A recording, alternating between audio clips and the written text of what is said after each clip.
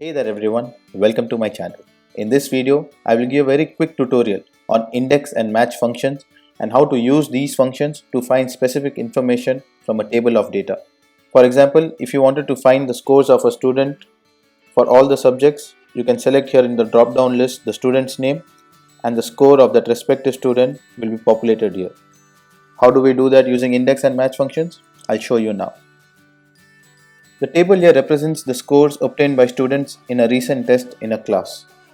Now if you wanted to find the scores of a specific student for all the subjects, you can do that using index and match functions. In cell J5, let's put a drop down list with all the student names. You can do that using data validation. So select cell J5, go to the data tab, go to data validation, and then you say allow a list with the source being from cell C6 to C15 and say OK. So here you will get a drop down list with all the student names and you could select the students whose information you need. Now to extract the information from this table for the scores of a specific student, we can use index and match function. So in cell J6 you type this formula is equal to index of the array. So the array where you want to find this information from. So let's select the whole table from cell B5 to cell G15. Then the row number. Now we would like to select the row number as the student's name, and this can be done by using match function. So you would start typing the function match. The lookup value. The lookup value will be the value what we select in cell J5. The lookup array. The lookup array is going to be column C. So it's going to be column C5 to column C15. As this is the column which contains the name whose information we want to get. And then the match type, it's always better to select a match type 0, which is an exact match. Remember to make all the arrays as fixed. So let's put a function f4, we'll put a dollar symbol so that it's same for all the subsequent rows. Similarly, the table array is going to be fixed. So now you build two sections of the formula. The first section being the array from cell B5 to G15, and then the row number would match the cell J5 value from the column C. And now the column number.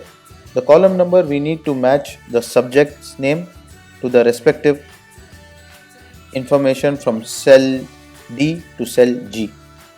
So here again you would start with match. The lookup value will now be the subject. The lookup array is going to be from cell B5 to G5.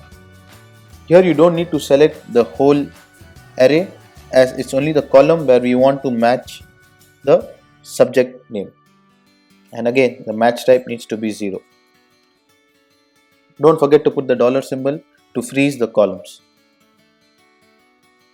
You can also freeze the cell J5 because the name is going to be the same for all the subjects.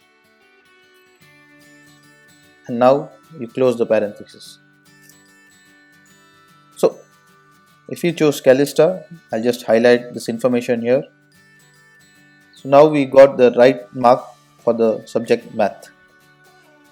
Now since everything is frozen for all the tables and columns and only I6, which is the subject for whom you want the information for, is not frozen, you can just copy the formula down by just dragging this, and now you will get all the information which is pertaining to Calista. If you would change this to, let's say, Aaron, this information would then show what Aaron's marks are. The advantage of using index and match functions are now you could change the order of subjects, but still it will pick out the right marks. So let's say I'm going to change from math to language and language to math. There you go. So even if you change the order of subjects here and it doesn't have to match the order of subjects in the main table, it will give you the correct information. I hope that this tutorial was of use to you. If you liked it, please subscribe to my channel. Till next time, ciao.